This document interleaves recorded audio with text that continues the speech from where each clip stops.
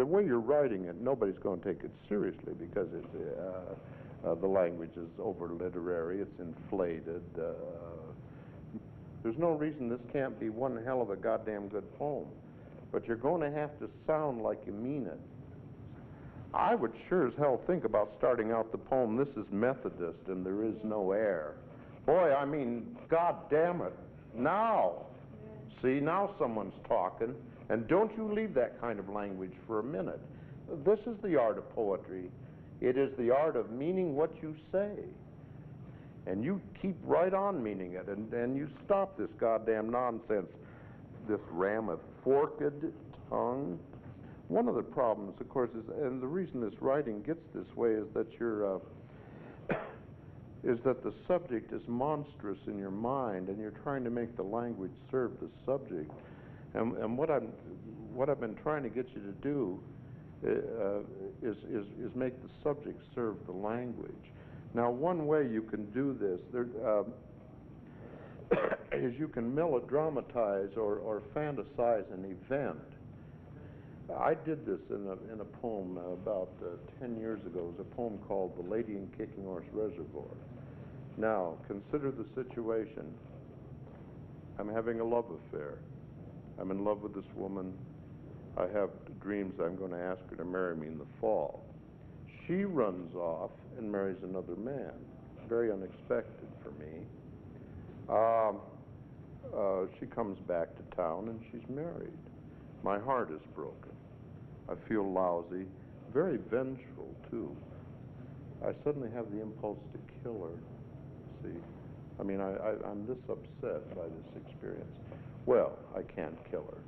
See, I'm a professor of English, you know, and you know, and besides, she was a very good pistol shot, and so I drowned her in the reservoir in the poem. See what I'm saying? The poem starts out then as a kind of poem of vengeance, and the voice in the first stanza in that poem is very almost gleeful. I mean, really nasty, you know, "Lie there, lily, still," it says to her, and so forth. But then later on in the poem, some regret starts coming in, you see. And so there's a wider range of feeling. And finally, at the end of the poem, though she's still dead because of lack of imagination, I mean, I couldn't figure out a way to make her alive again, but she is released from the reservoir. And the poem now. And one reason is in the poem is I was able to use a dream that I had where two boys are having a fighting and one defeats the other, and there's a stanza about this dream. Once the self-pitying man is defeated by the tough man in the poem, then the lady is free to be released from the reservoir.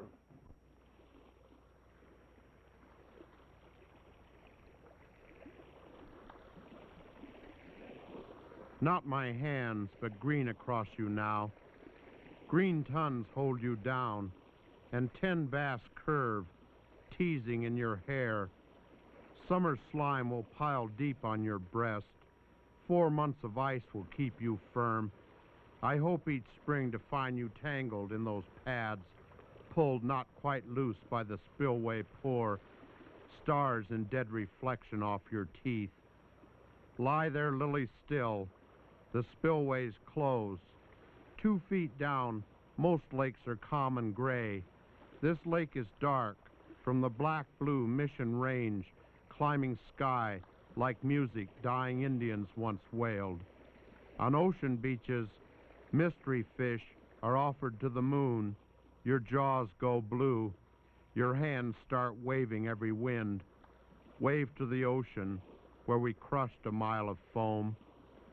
We still love there in thundering foam and love. Whales fall in love with gulls, and tide reclaims the dolly skeletons, gone with a blast of aching horns to China. Landlocked in Montana here, the end is limited by light.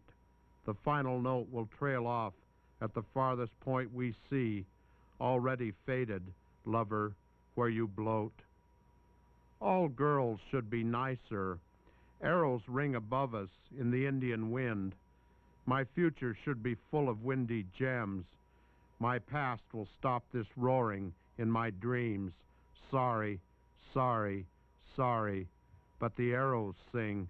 No way to float her up. The dead sink from dead weight. The mission range turns this water black late afternoons. One boy slapped the other hard.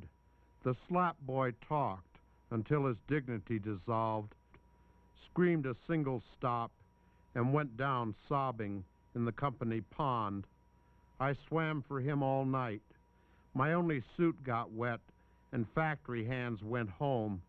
No one cared, the coward disappeared. Morning then, cold music I had never heard. Loners like worked best on second shift.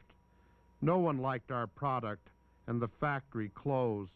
Off south, the bison multiply so fast, a slaughter's mandatory every spring, and every spring the creeks get fat, and Kicking Horse fills up.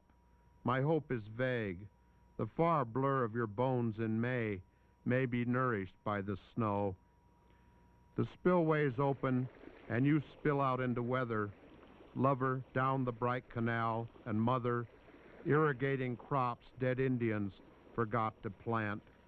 I'm sailing west with arrows to dissolving foam, where waves strand naked dollies. Their eyes are white as oriental mountains, and their tongues are teasing oil from whales.